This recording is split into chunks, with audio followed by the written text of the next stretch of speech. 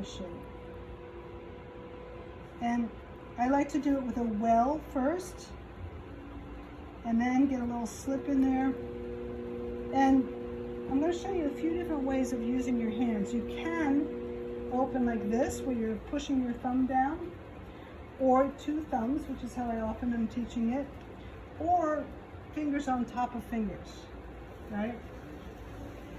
Any way you do it, it's not like this, right? It's not out here, because what can happen is that your hands can go off. So you're stabilizing against the pot.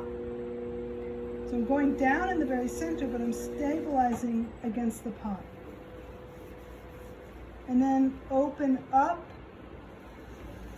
as you open, so there's a roundness already. Again, slip, and I might strengthen up my rim right there. It's going to help me a lot if my rim is not wobbly or not too thin. I'm going to cross the bottom, and even though I know I'm going to make a bowl, I start with it as a cylinder. And I don't know if you could tell, but my thumb was sitting on the top as I came up, so I'm strengthening up the very top.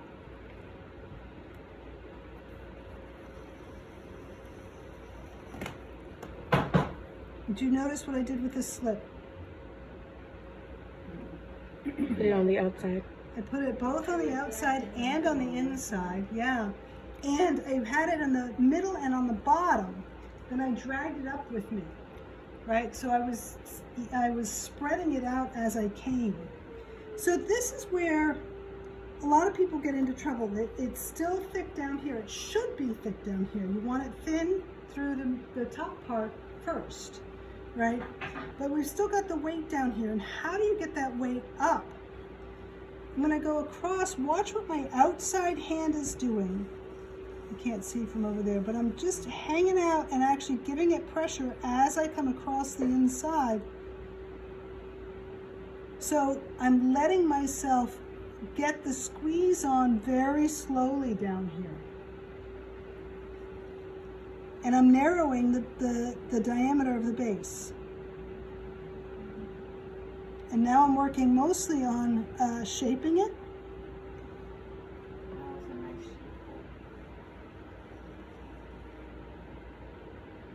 Notice how dry it is. So we got friction going on, right? But it's even friction. And I'm not trying to muscle the clay, right? I don't want to do that when I'm just starting a pot. I don't want it to be this dry when I'm just starting, because I need to really get in there.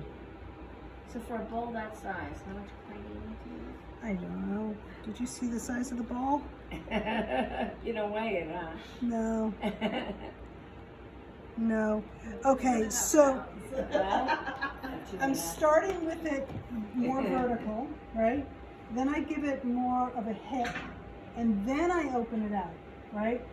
Now I'm going to give it even more of a hip, and I'm going to let myself widen it out. So it depends on what shape you're after, but you don't want it really wide until the end, because it's going to lose its strength.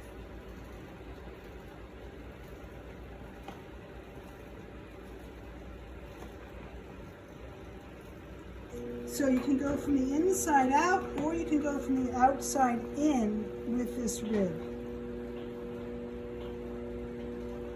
And I'm kind of loving having a little bit of finger mark in there. But what I want to, what was that thing? Yeah. I want to always have that curve be a really sweet, simple curve, right? So I work really hard to always pull from the center up, and then when I'm using the rib, I'm going all the way through.